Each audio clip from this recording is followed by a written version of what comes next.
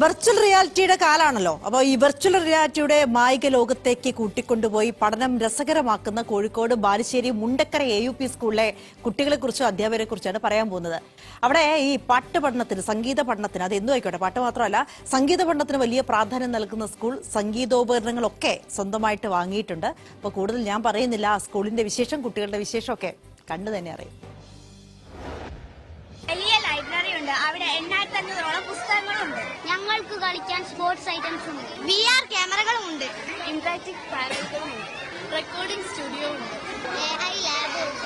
36 കമ്പ്യൂട്ടറുള്ള വലിയ computer lab. Science ലാബിൽ വലിയ ടെലിസ്കോപ്പുകളുണ്ട്. ആർട്ട് ഗാലറിയിൽ വയലിനുണ്ട്, തബലയുണ്ട്, ഗിറ്റാറുണ്ട്.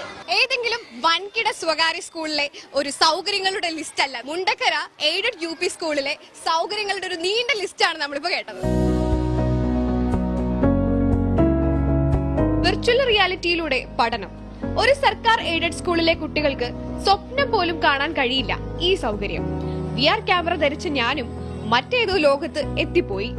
Hello, this is Mundakkara AUP school FMA 47555.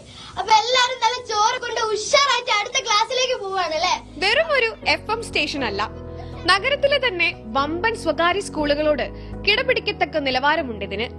വിശാലമായ കമ്പ്യൂട്ടർ ലാബ്. പക്ഷേ ഈ ലാബിൽ കമ്പ്യൂട്ടർ മാത്രമല്ല, 3D പ്രിന്ററും ഇന്ററാക്റ്റീവ് പാനലും എല്ലാം ഉണ്ട്. ഇനി അല്പം സംഗീത പഠനത്തിലേക്ക് കടക്കാം.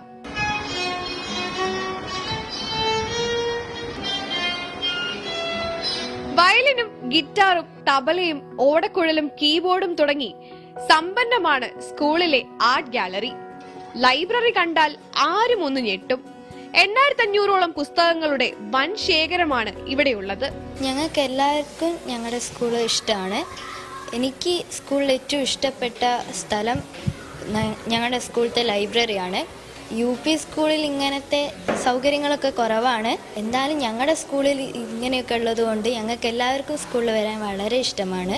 അധ്യാപകരുടെയും മാനേജ്മെന്റിന്റെയും വർഷങ്ങളുടെ അധ്വാനമാണ് ഇപ്പോൾ ഫലപ്രാപ്തിയിലെത്തിയത്. മുണ്ടക്കര AUP സ്കൂളിലെ പൂർവ്വ വിദ്യാർത്ഥി ഡയറക്ടറായിട്ടുള്ള ഒരു മൾട്ടിനാഷണൽ കമ്പനിയുടെ CSR ഫണ്ടും മാനേജ്മെന്റും ചേർന്നാണ് ഇവിടെയുള്ള ഈ സൗകര്യങ്ങൾ മുഴുവൻ ഒരുക്കിയത്.